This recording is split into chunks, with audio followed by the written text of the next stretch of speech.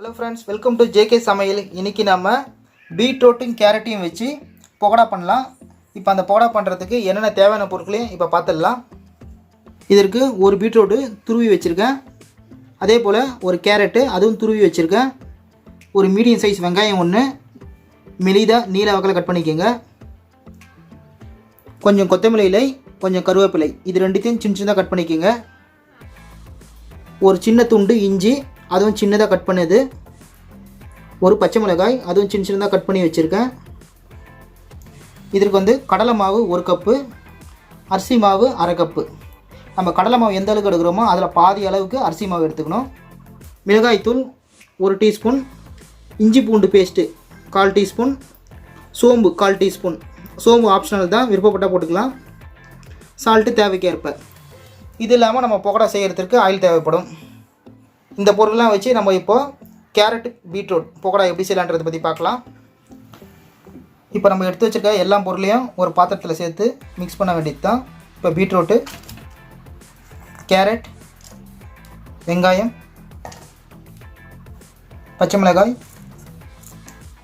இஞ்சி, கொத்தமல்லி இலை, கருவேப்பிலை, அடுத்தது கடலை மாவு, அரிசி மாவு, மிளகாய்த்தூள், இஞ்சி பூண்டு பேஸ்ட்டு, சோம்பு, சால்ட்டு தேவையான அளவுக்கு சேர்த்துக்கலாம்.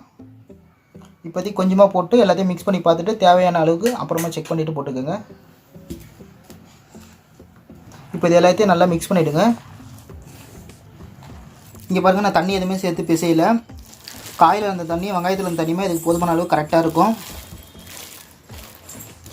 இப்போ பக்கோடாக்கு கலவை ரெடி ஆகிடுச்சு. இப்போ நம்ம ஆயிலில் போட்டு ஃப்ரை பண்ண வேண்டியது தான். இப்போ பேனில் பக்கோடா போடுறதுக்கு ஆயில் ரெடியாக இருக்குது.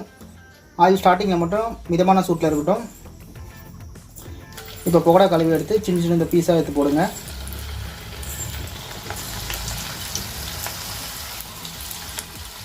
இந்த மாதிரி நம்ம ஸ்நாக்ஸாக செஞ்சு கொடுத்தாக்கா குழந்தைங்களுக்கு காய்கறிகள் இருக்கிற சத்தம் போதுமான அளவுக்கு கிடைச்சிரும். இது நல்லா பொன்னிறமாக ஆகிற வரைக்கும் நம்ம ஃப்ரை பண்ணி எடுத்துக்கலாம்.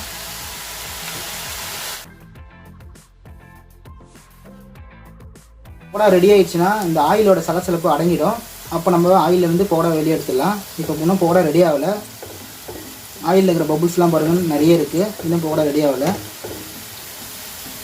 இப்போ கேரட் பீட்ரூட் பக்கோடா ரெடி ஆகிடுச்சு. இப்போ ஆயிலேருந்து நம்ம பக்கோடா வெளியே எடுத்துடலாம். இப்போ ஆயிலோட சலசலப்பும் இப்போ குறைஞ்சிருக்கு பாருங்கள்.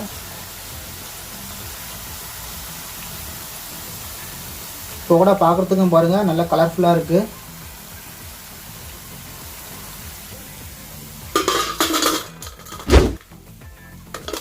இந்த வீடியோ பிடிச்சிருந்தா அந்த வீடியோவை தெரியப்படுத்திட்டு போங்க.